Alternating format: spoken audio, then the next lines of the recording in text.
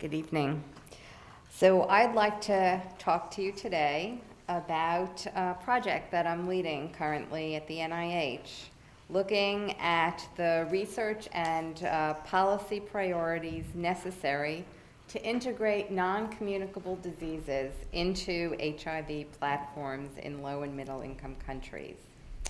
Participants in the project come from across the U.S. government, from 11 NIHICs, CDC, USAID, as well as academia, NGOs, and other countries.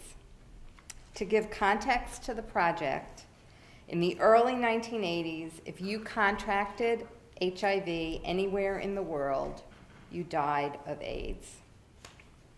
But in the late 1980s, with the advent of ARVs, if you lived in a developed country, you had the potential for getting treated for AIDS. That was not true in developing countries until the early 2000s, with the advent of the Global Fund and PEPFAR.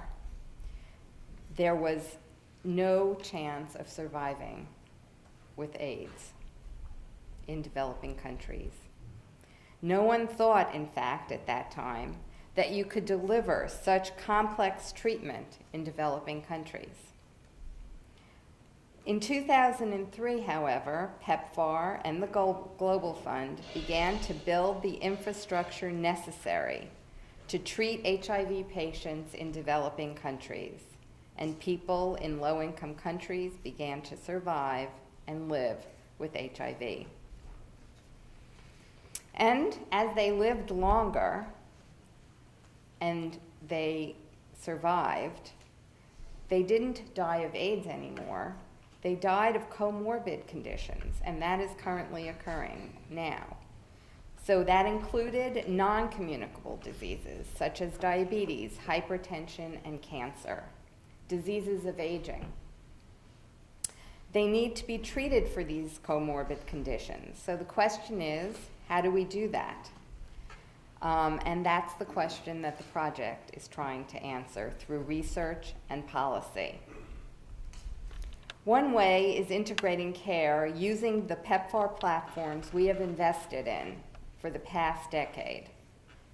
We've learned many lessons from the treating HIV that can be applied to non-communicable diseases.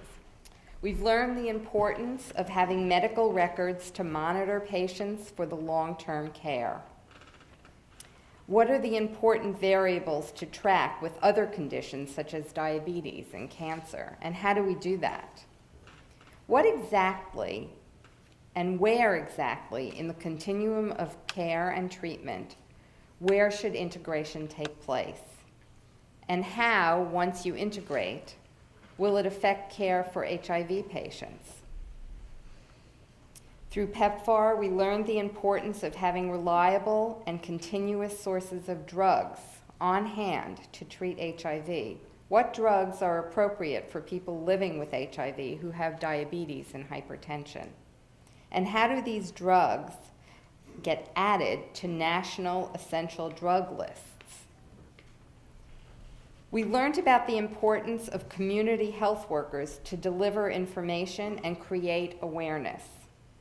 Can they deliver education about diabetes and hypertension as well as HIV? Is this too much of a burden on this community? There are not enough doctors in low and middle income countries, so we learned about task shifting, having nurses and community health workers do some of the tasks that doctors used to do.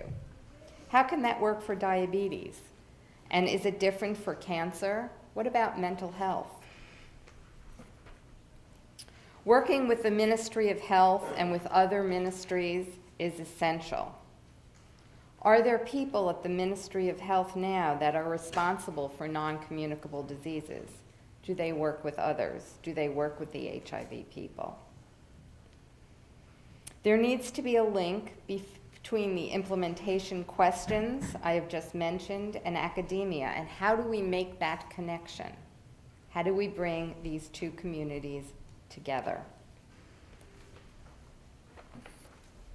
How can implementation science link researchers with implementers and then with the policymakers, so that everyone is working together, so that they're all on the same page, so that they're addressing questions of importance to each community.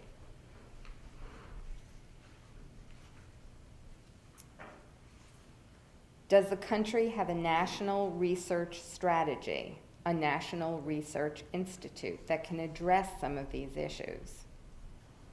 Can they address, do they look at issues with non-communicable diseases? Do they have the experts? And are they linked to implementers? Does the country have policies in place and protocols in place for non-communicable diseases? And if they do they address specifically people living with HIV? And what is the role of prevention? What is the role of non-NGOs, non-governmental organizations? How do we bring them in? How do we use them, as we have with the HIV epidemic? And finally, we've learned so much from our experience with prevention, care, and treatment of HIV in low and middle income countries. How can we use everything that we know now, all the lessons learned, and research and policy to apply what we have learned to NCDs so that we can treat the whole person effectively? Thank you.